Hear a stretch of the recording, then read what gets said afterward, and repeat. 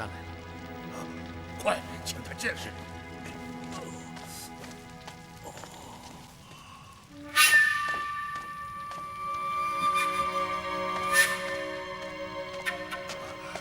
太子怎么样？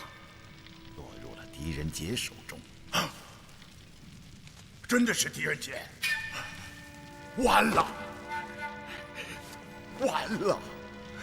狄仁杰的动作太快了，快得异乎寻常，快得不可思议，快得令人来不及反应。本来我觉得自己的动作已经够快了，想不到还是晚了一步。我要去救太子殿下。慢！太子殿下也落入内卫之手，关押在天牢中，有数千名南衙的禁军看守。就凭你们几个想去劫牢，哼，简直是以卵击石。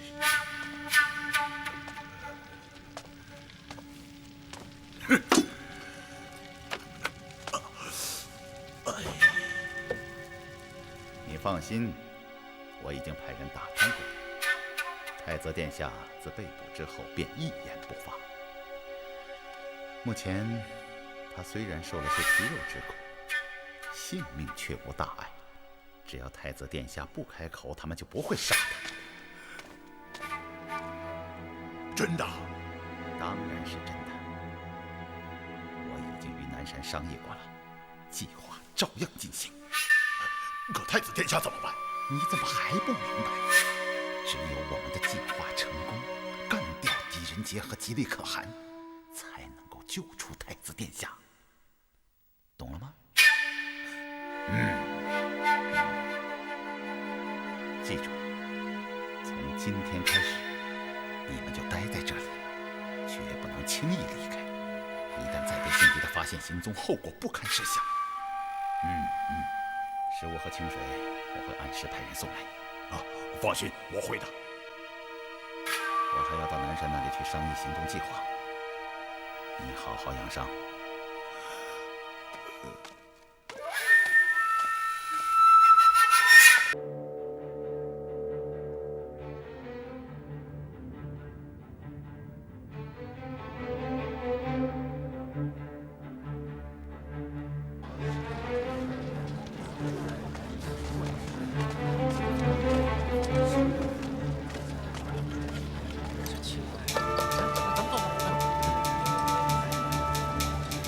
3刻了，您车怎么还不到啊？就是啊，都等了1个时辰了，真不明白沙大人为什么要局内所有人都聚集在此等候。是啊，看，连车夫杂役都来了。是啊，善金局几乎每个月都要接数次府库的盐车，好像从未见过这种阵仗。哎呀，真是怪事！哎，快！大人，刚刚接到快报，引车马上就到，诸位准备迎接。是。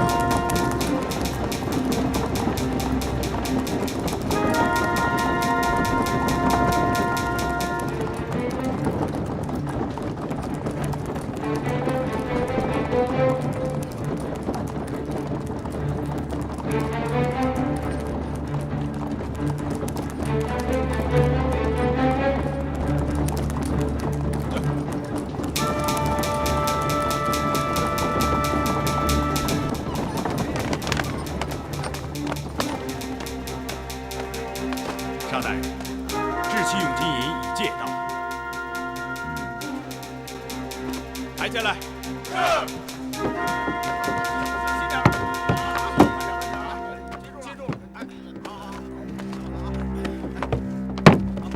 慢点啊！小心！大把手，小心，来，慢点，接住！沙大人，这里是白银10箱100万两，黄金1箱10万两，是否运至善金局财库？大人再行验看。不必了，在此交接即可。大人，这可有违定例呀。运进财库一进一出便要几个时辰，而今时间紧迫，交接之后便要马上开工。那也罢，既然沙大人如此说，便这样吧。放下银箱。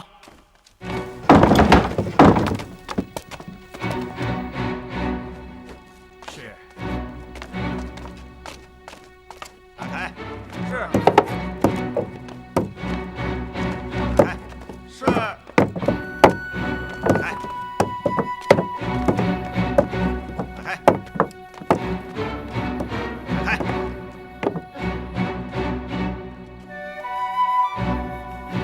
大人，验看完毕。签库单，你可以回去了。沙大人，这能行吗？万一库出金银从来不会有错，这点我绝对相信。是，请大人签押。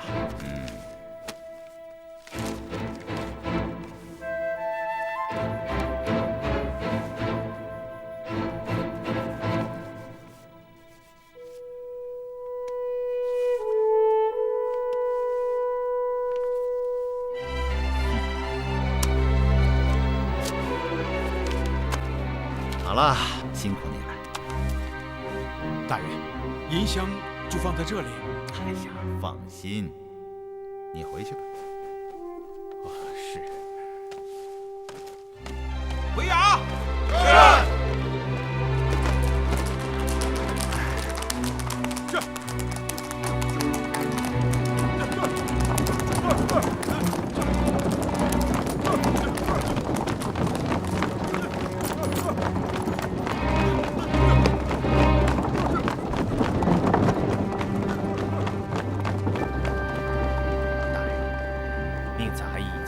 抬进范中府了。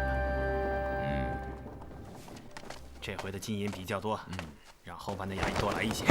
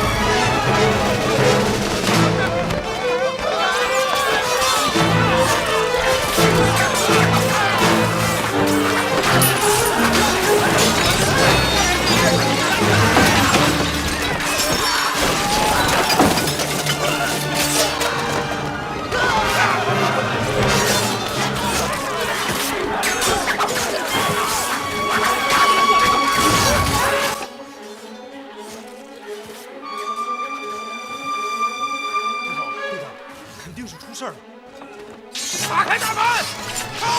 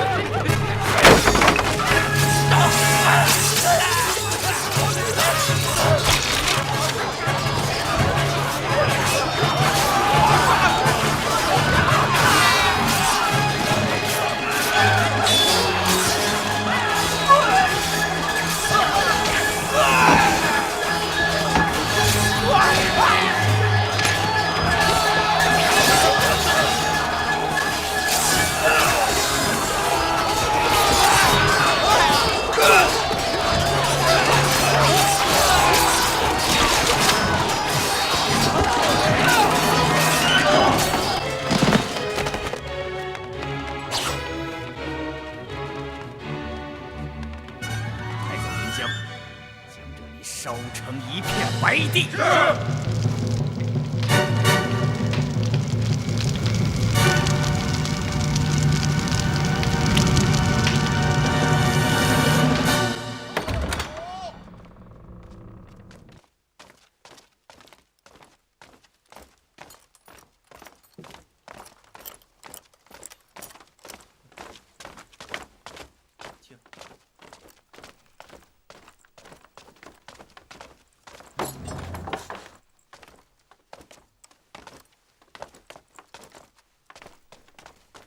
老爷，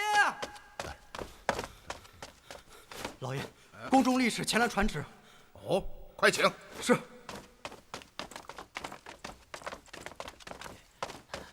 哦，力士。国老，出大事了！不要急，慢慢说。今夜不知是何缘故，善金局突然着起了大火。啊！善金局？正是。而今火势蔓延，已无法遏制。圣上召3位大人火速前往承福门。我们立刻出发。请。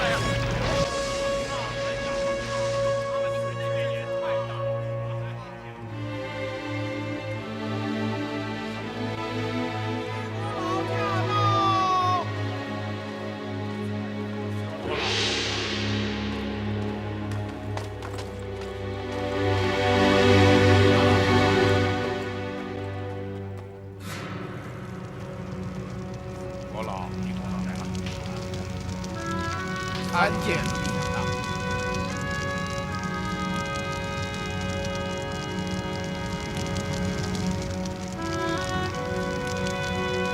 陆大人，这究竟是怎么回事？善金局怎么会无故起火焚烧？国老，陛下怎么了？卑职也不知啊。昨日善金局监正降奏大监沙尔汗遗文省中，说今夜将开工赶制盂兰盆节的金银法器，卑职循例批复。可谁成想，筹末之时，忽然来报，说善金局燃起了大火。本阁听沙尔汗说起，今夜有制器使用的金银要送到善金局，此事是由谁负责呀？是卑职负责。你是府库的掌库官？正是。卑职于今晨子时3刻，率南衙禁军将10箱白银、1箱黄金运抵善金局。你到善金局的时候有什么异样吗？没有，一切都很正常。只是什么？往常是由我们将金银运至善金局的财库中，才与沙大人进行交割。可今天沙大人却执意要在范住房门前交割。卑职劝说沙大人，此举有违定例，可沙大人却说时间紧迫，赶不开工。好了，明明是尔等无能，玩忽懈怠，贪滑夺揽，致使善金局起火焚烧。尔身为掌库，才资重任，责无旁贷，怎敢在此巧言令色，大言不惭，将责任推在将作大监沙尔汗的身上？真是岂有此理！陛下饶命啊！陛下。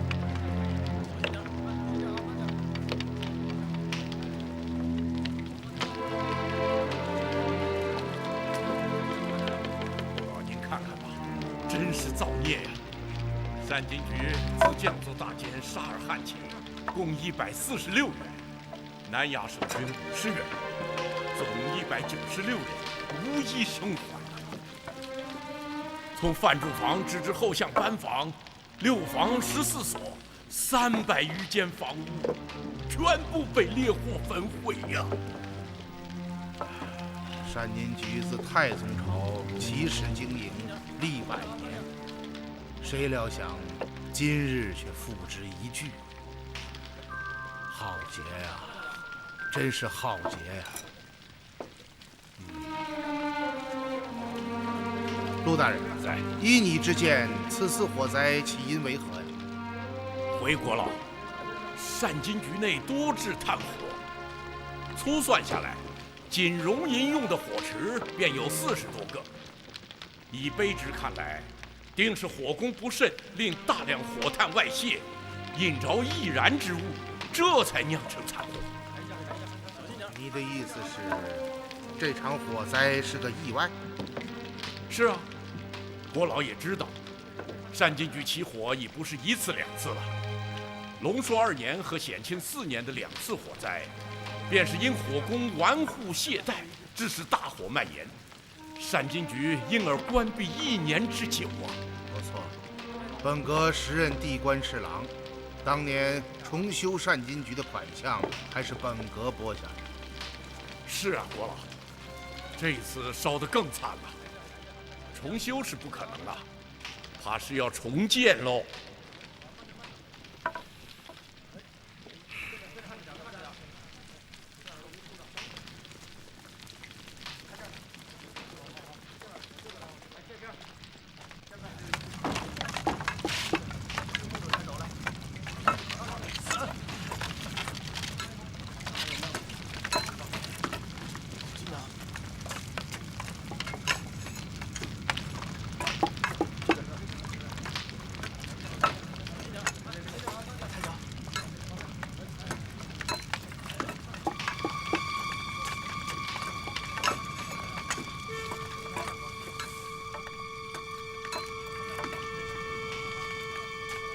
这上面有金银之绣，乃至4品上的官谱。恩师，这谱头应该是沙尔汉的。哎，大人，那是什么？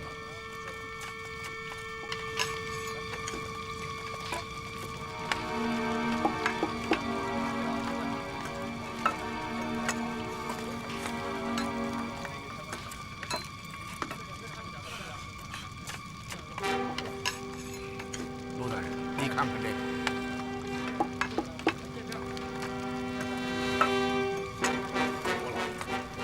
这是内侍省监制，出入善金局的腰牌，卑职也有一块。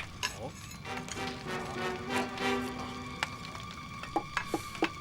这沙尔汉，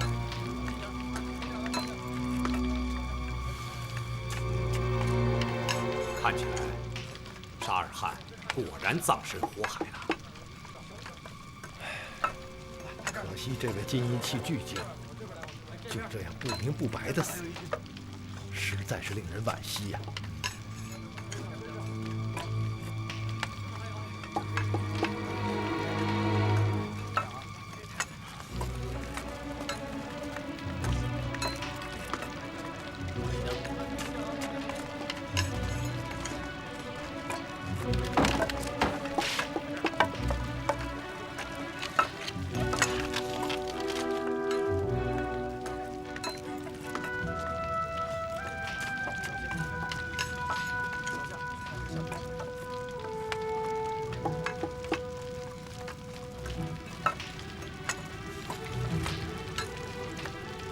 等等，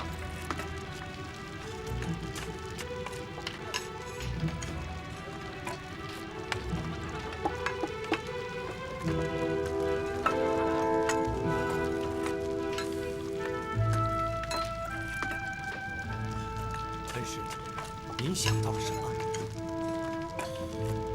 被烈火焚烧致死之人，通常情况下都是先被浓烟窒息而亡，其后才为大火所焚。这种死法无外乎2种情况：第一种，全身被火焚为灰烬；第二种，被烈火烧成焦炭模样，虽然面目全非，身体萎缩，却是可以看出人形的。不错，可你看看这具尸体，只剩下一副白骨，连人形都看不出来了。烈火不是毒药，没有腐蚀作用，它怎么可能把人的肉都烧没了，只剩下干干净净的骨头呢？不错，一般情况下，如果肉烧没了，骨头也就化成灰烬了。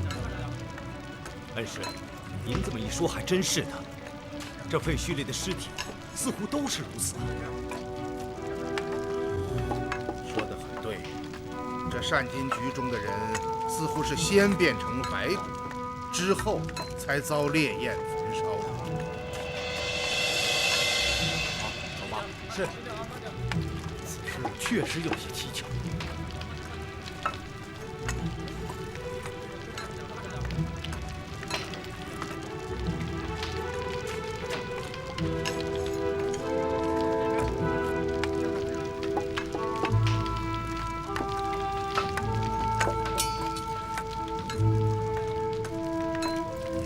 翟芳啊，你看看这把刀。大人，这是16位禁军统一配发的青钢腰刀啊！也就是说，此刀应该属于那些守卫善金局的南衙禁军。正是。哦，陆大人在。平素之时，守卫善金局的禁军应该在何处执勤？在善金局大门之外。我们现在所站的位置应该是范祝坊门前吧？正是。这就是。你们看一看，善金局大门与范祝坊相距有1箭之遥。陆大人刚刚说过，禁军是在善金局大门外值守。既然如此，他们的腰刀怎么会出现在范祝坊门前呢？你说呢，陆大人？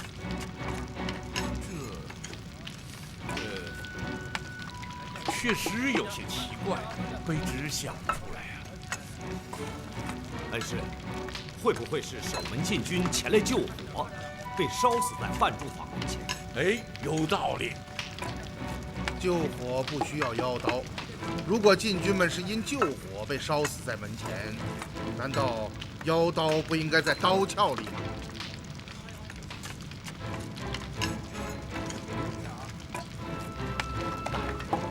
那您说这是为什么？只有一种解释，那就是善金局起火之前，这里曾经发生过一场战斗。战斗？在善金局？不错。大人，您是说这里发生过战斗？岳芳，看看你手里的钢刀，刀锋之处有很多的小口子，很明显是2刀刀刃相撞留下的痕迹。不错。可国老，善金局在皇城之侧，怎么可能发生战斗？这也太匪夷所思了。一切还是让事实说话吧。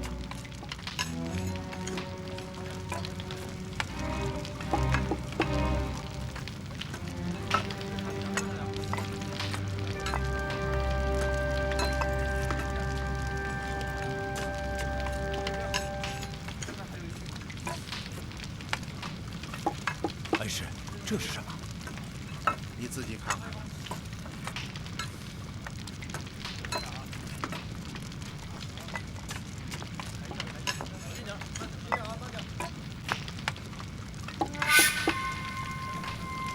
是血块。啊，不错，是血块，被大火烧成了焦黑色。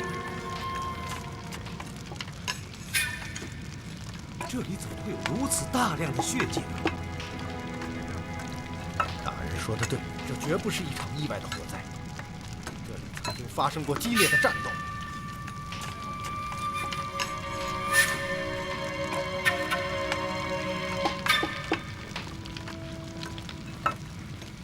废墟之中还有一般奇怪之处，不知道你们发觉了没？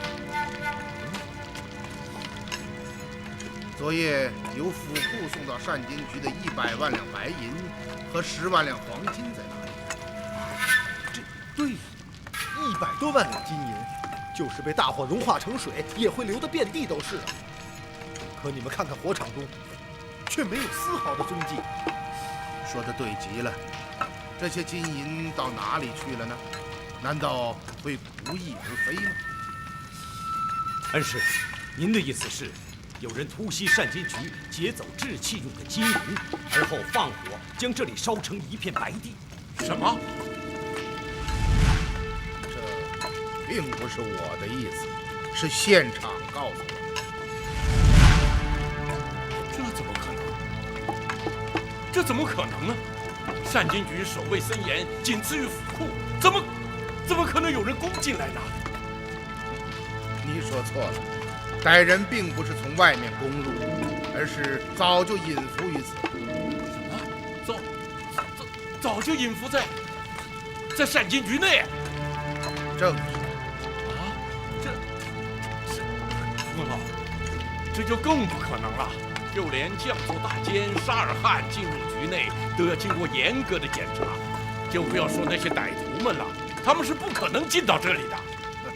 陆大人，就在几天前，有4名假车夫便化妆潜进了善金局，盗走了清运渣土的马车。国老，这是真的？虽然目前我们并不知道他们是如何潜入的，但事实确实如此。陆大人，在主观臆断会欺骗你，积习会欺骗你，甚至你的眼睛也会欺骗你。因此，不要相信任何你看到、听到的东西。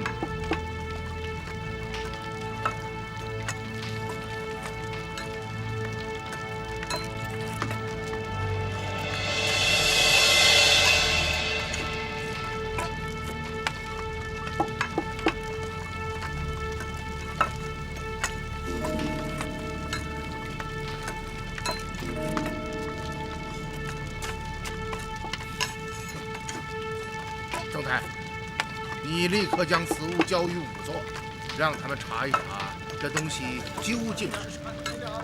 是。好，陆大人，在。命仵作严格检查废墟中的尸骨，尤其是要仔细检查骨饰之上有没有硬伤的痕迹。是。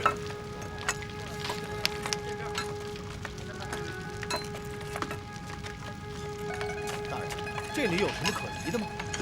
岳芳啊，你看看这几张桌椅，位在墙边，由于墙面挡住了火头，因此并未完全燃烧。然而，它们却都变成了碎片，你不觉得奇怪吗？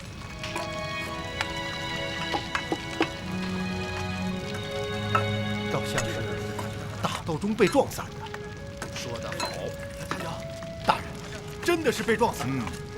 否则怎么会出现如此奇怪的现象？安师，程太，安师，怎么样？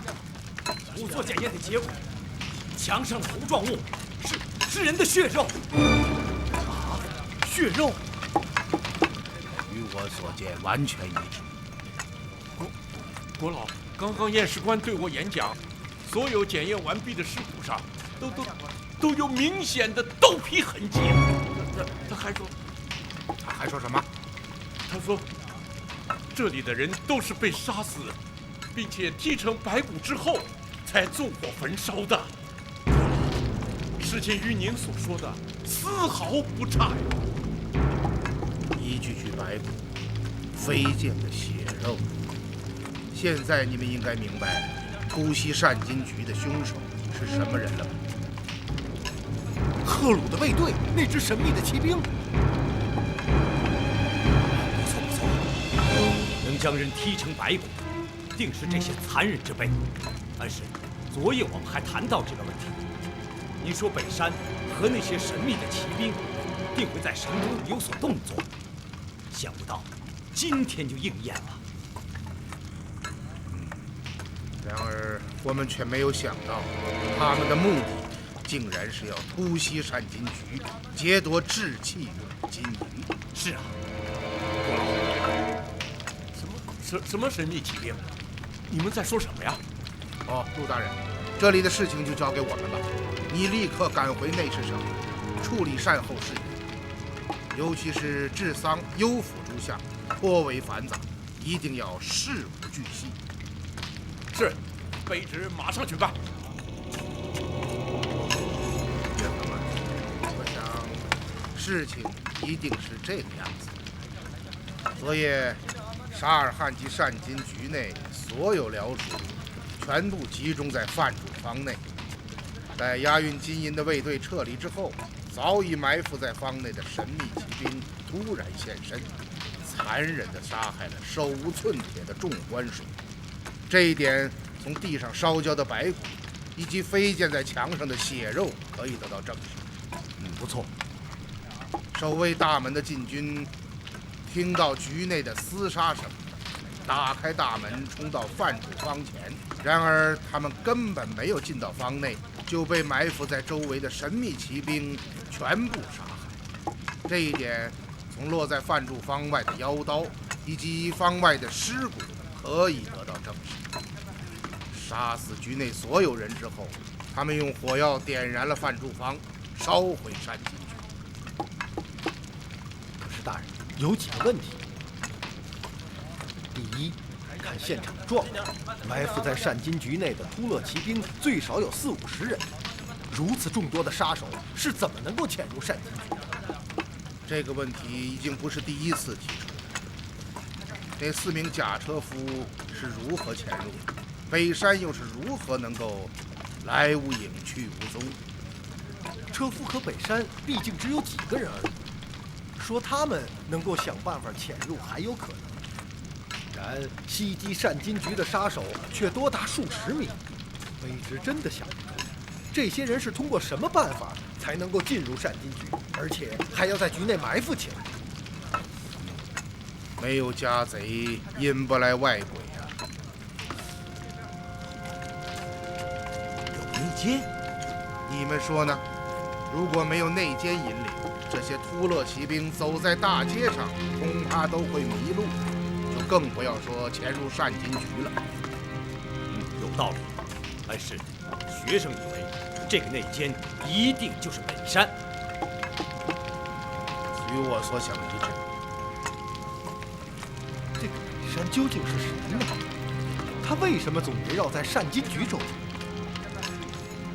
问得好，也许此人就是内侍省或者单金局的某位大员。好，元芳啊，你继续说吧，还有什么问题？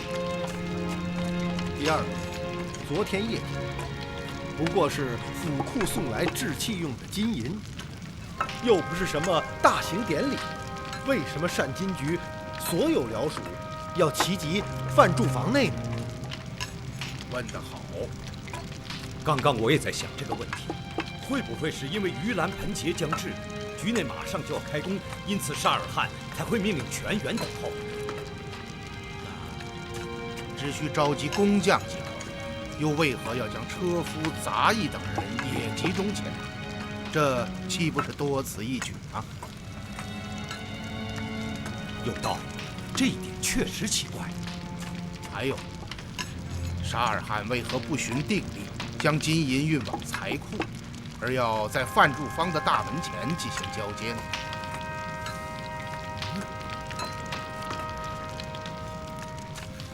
曾太，是命洛州刺史府的衙役捕派清理火场时要仔细搜查，一块砖、一块瓦也不要放过。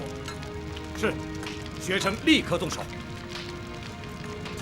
元芳，你马上去请大将军王孝杰，请他率麾下前来帮忙。是，卑职马上就去。什么？袭击单金局？正是。袭击者便是突破敦煌镇远隘口，潜入洛阳的突勒太子赫鲁麾下的神秘骑兵。能够确定吗？证据确凿。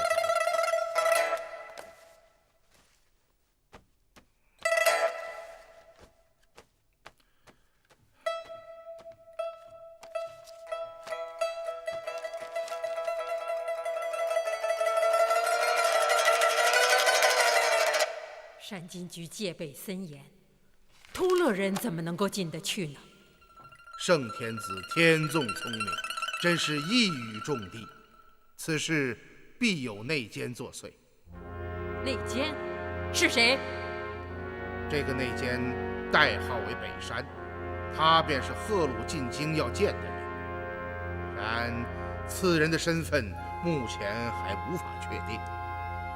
这些恶贼真是胆大包天，竟然如此明目张胆地袭击我天朝伏藏之地，杀人抢劫，致使沙尔汗4品大员葬身火海，真是死有余辜，死有余辜。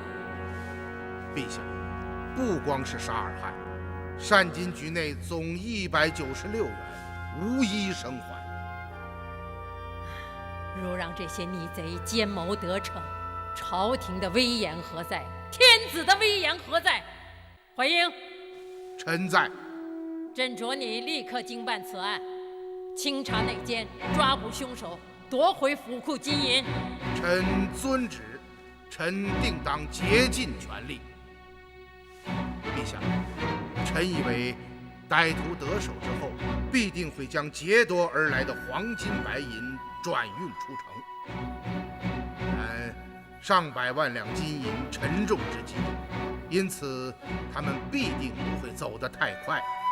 目前的当务之急是请陛下即刻传旨，命左右卫出城追赶，严查洛阳四周官道上往来车辆，绝不可令其遁逃。准奏。还有，命洛州刺史府会同南衙禁军，全城搜查突勒人的踪迹，发现有大批聚集者，立刻抓捕。准奏。再请陛下传旨南衙，在洛阳八门加派禁军，严格盘查出城车辆，一旦发现大批突勒人出城，或有人夹带大量金银，立刻扣押。准奏。怀英，臣在。朕将此事全权于你，尔即可行便议之权，在京各部、院、诸军、诸使、诸衙、台、监、司一体听调，圣谕即刻下达。谢陛下。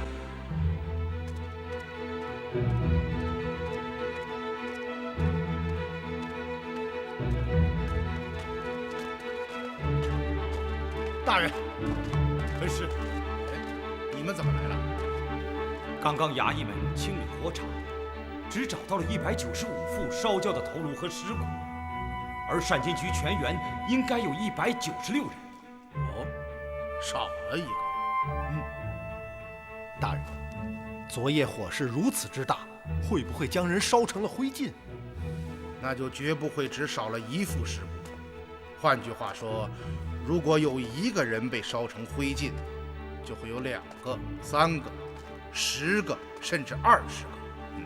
烈火不长眼睛，怎么可能只追着1个人将其烧成灰烬呢？而其他的人都留下了头颅和骨骼，这也太匪夷所思了，也是说不通的呀。有道理。再有，骨饰是人体最坚硬的部分，要想将头颅和骨饰焚化成灰，必须要砌好专门的炉膛，围住火势，再烧上10几个时辰，才能够彻底的焚毁。而昨夜大火不过烧了5、6个时辰，而且火势上窜，主要烧的是建筑。据我在现场的观察，如果善金局僚属们不是事先被突勒人杀死，肯定有人能够逃出火海。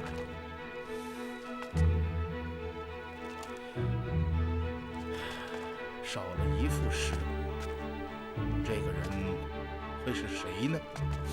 一定就是那个内奸。目前还不能够如此肯定，也许是某人因故未到，因此躲过了这一劫。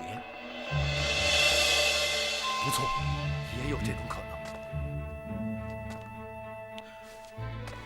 而今龙颜震怒，圣上与我便议之权，查查大案，事不宜迟。元芳、曾泰，你们立刻去办几件事。是。元芳，持圣旨到南衙宣谕：第一，要加派兵力，严守洛阳八门，凡遇载大量金银及大批突勒人的车辆，即行扣押。第二，命左右卫骑兵即刻出城，严查官道上来往的车辆。是。你立刻赶往内侍省，命陆正按善金局花名册查找，看看昨夜有没有人因故未到善金局。是。第前往各城门访查，看看昨夜火灾发生后有没有车辆出城。学生马上去办。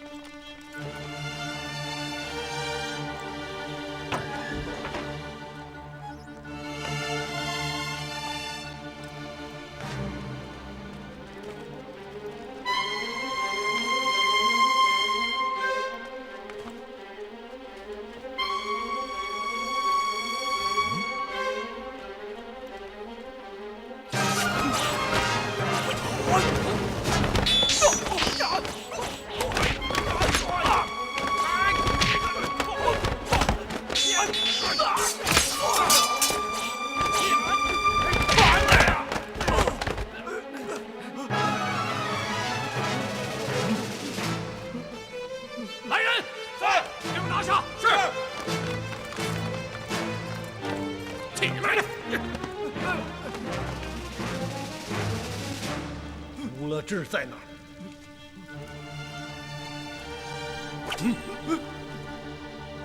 让我再问第2遍。他没和我们在一起。远方，大人，小姐，他们便是乌勒志麾下的那支神秘骑兵。远方，你怎么知道？刚刚这2贼使用的刀法与乌勒志完全相同，只是速度稍差而已。他奶奶的，终于找到你们了！有件事应该让你们知道，你们的主子赫鲁已经被捕，现正关押在天牢之中。如果你们说实话，待事情结束后便放你们回突勒，否则便是死路一条。说，否则老子宰了你！你们知道他是谁吗？你们突袭镇远隘口，残杀守隘军士，将他们踢成白骨，那些军士便是他的麾下。你们不说实话没有关系，我就将你们交到他的手里。你们想一想，自己会是什么下场？我他娘抽了你们的筋，扒了你们的皮！说，我们说，贱骨头！你们是乌勒志的手下？是，我们是赫鲁太子的卫队，御风者。乌勒志将军是我们的首领。御风者，正是。御风者，大帅，我好像听说过这个名字。哦，御风者是一支神秘的骑兵，曾是沙漠中最彪悍的强盗，专门劫掠往来行商和各国使团。据传闻，这些人来无影去无踪，从没有人看到过他们的真实面目。遇到他们的人都变成了沙漠中的白骨。几年前，御风者在沙漠中齐结突勒商队，吉利可汗派鹰师追剿。自那以后，就再也没有听到过御风者的名字。没想到，竟被赫鲁收为麾下。你们怎么会在铁勒的家里？铁勒，我们不知道谁是铁勒啊。赫鲁住在这里是吗？正是，我们是跟随太子殿下来到这里的。这里还有什么人？还有一个管家，叫李九。曾太，命衙役们搜查全院，找到这个李九。是。这一次你们来了多少人？50人，其他的人呢？只有我们2个跟随太子进城，其他的人都在城外，我们也不知道在哪。上林村中的图勒人果然就是他们。你们到洛阳来的目的是什么？我们只是跟随太子殿下，保护他的安全，其他的就不知道了。你们2个为什么不跟随赫鲁和乌勒志离开洛阳啊？我们奉太子之命，在此守卫。押下去。是，走走，快走快走，走走。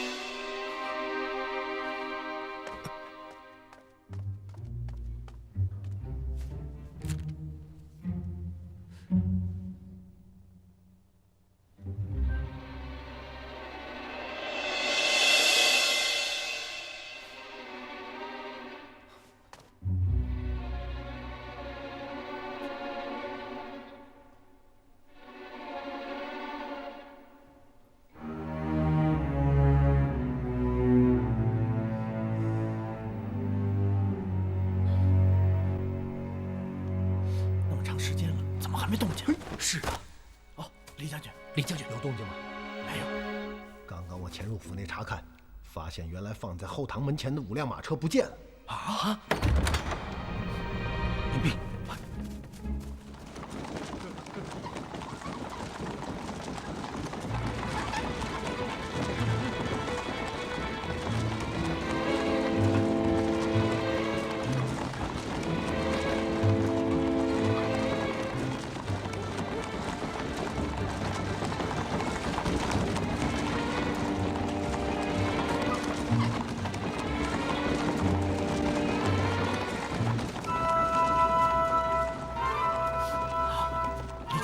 上农村的5辆马车一模一样。留下2名卫士继续监视，其余的人随我跟上。你们俩留下，其余人跟我走。是是。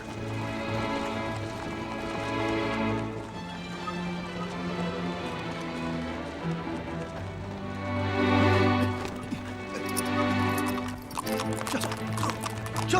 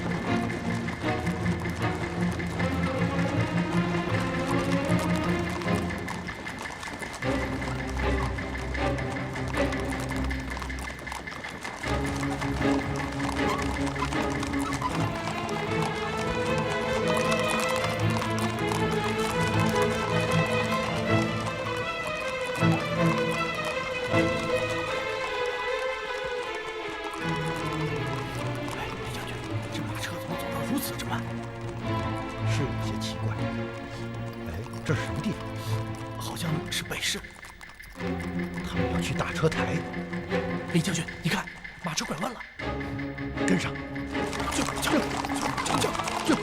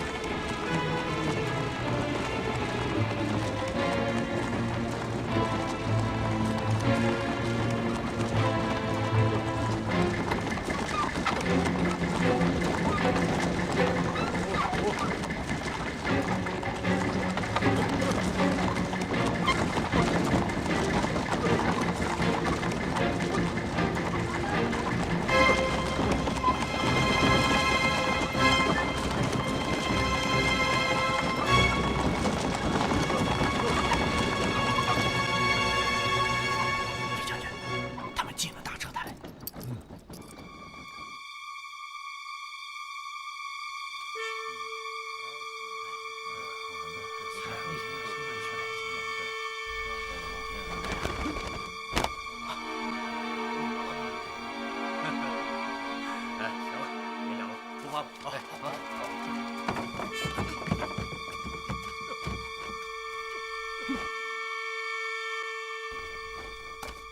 怎么样，李将军？来了。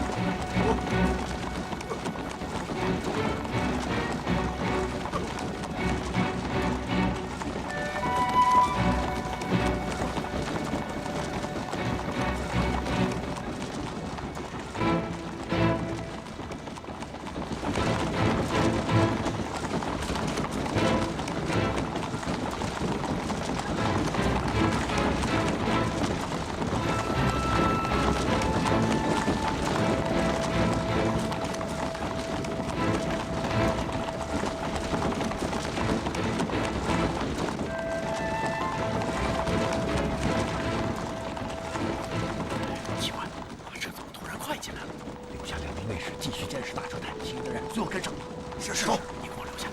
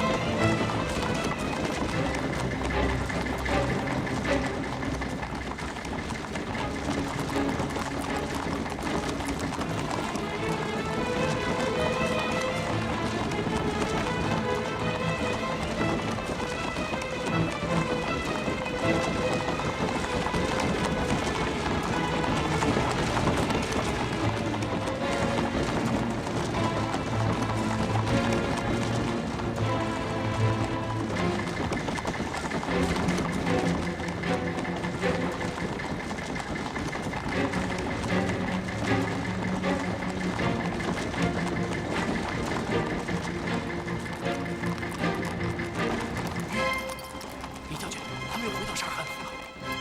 你们留在这里继续监视，我回府向大人禀告。是，撤。什么？后园中的5辆马车不见了？正是。卑职寻遍后园，也没有发现马车的踪迹，于是便赶到后门，找到负责监视的张环。没说2句话，沙府后门打开，后园中那5辆马车缓缓地驶了出来。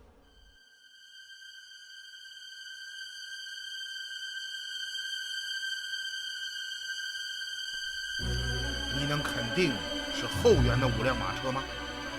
与上林村的5辆马车从样子到颜色都是一模一样的。你继续说吧。车走得很慢，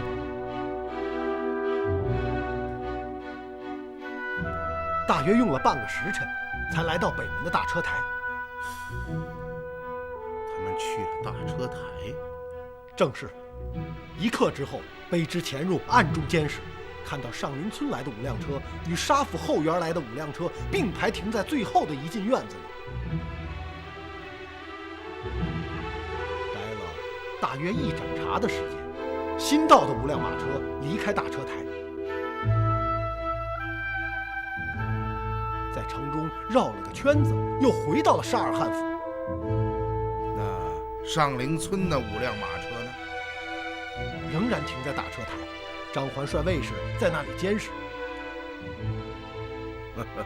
沙府之事真是愈演愈奇呀！5辆马车招摇过市，在大车台停了一下，又驶回沙府。这是什么意思呢？卑职也觉着纳闷儿。元发，你马上命人传令，负责监视的所有卫士要睁大眼睛，绝不能放过任何的蛛丝马迹。卑职马上就去。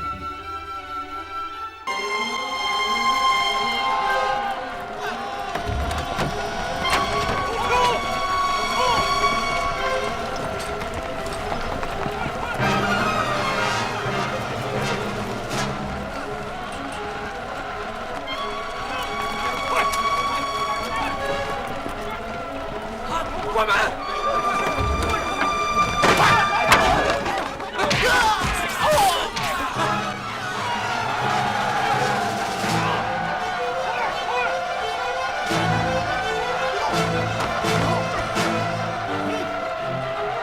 带走！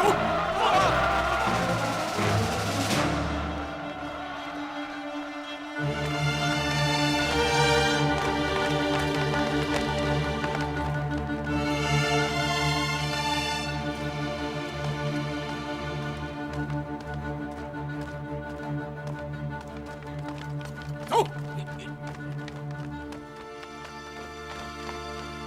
跪下！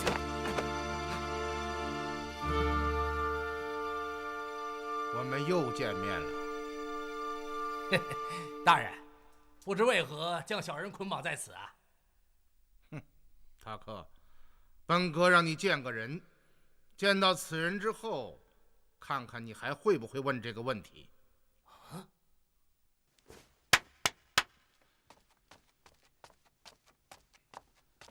参见国老。铁大人这个人就是你被囚禁期间顶替你在善金局当差的贾铁勒。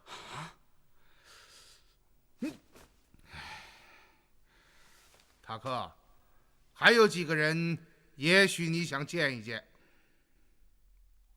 曾太，带上来，快来！大人，啊，岳师啊，你看看他。是你，大人的，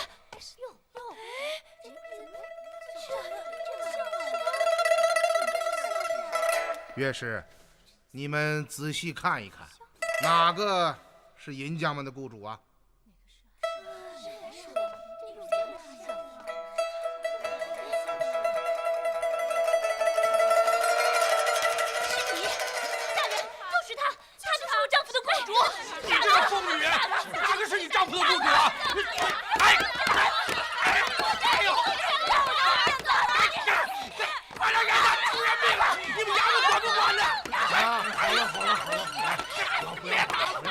？4个问题。第一，沙尔汗在哪儿？就是他。第二，御风者在哪儿？第三，失踪的银匠在哪儿？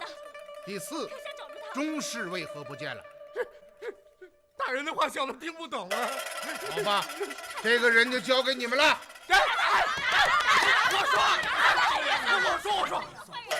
我才说呀，大人。本阁在听。他们都在后堂下的密室中。上次，本阁曾经检查过那间密室，并未发现任何异常。塔克，你不是在有意撒谎吧？真的没有啊，大人。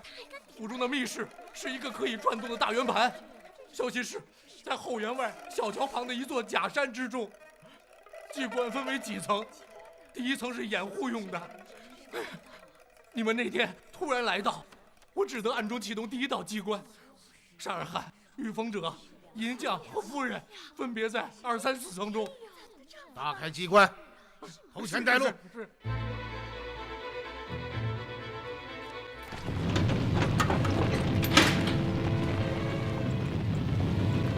怎么样？机关已经启动了。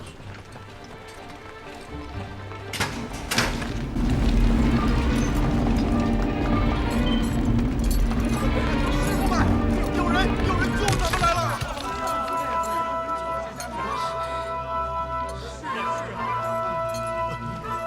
娘子，相公，娘子。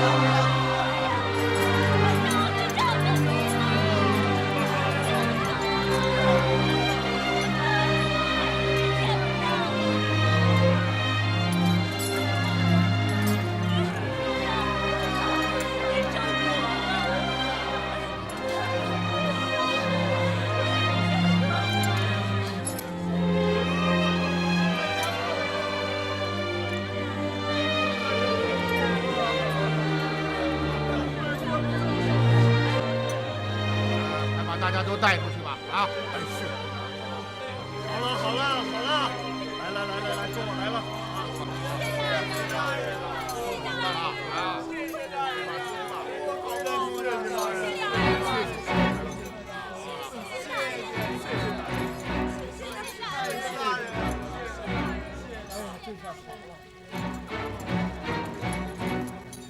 姐啊，命众军做好准备，第3层就是沙尔汗和御风者。是。上！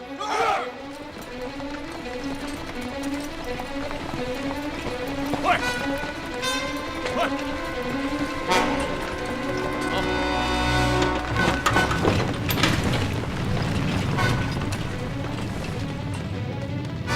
准备！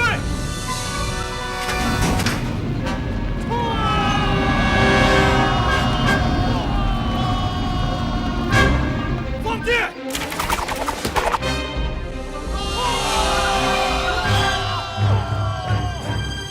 没有人，空的。闪开，闪开！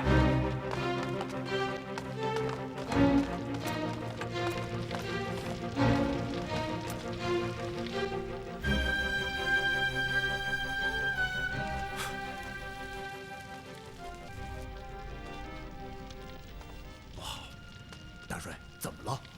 立刻命令塔克打开通往善金局的密道。是，走。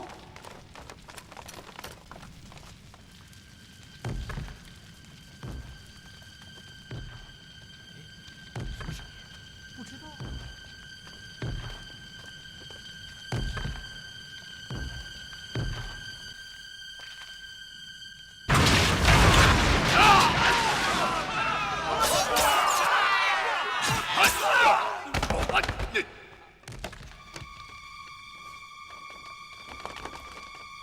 换上这些魏军的衣服，从善金局废墟的出口出去。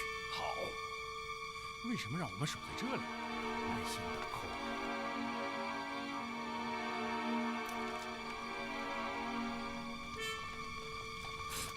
啊？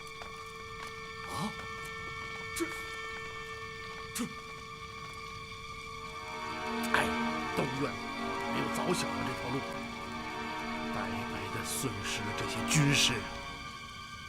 奶奶的，我就不信他们能跑到天上去！弟兄们，集合队伍，给我追！是。走！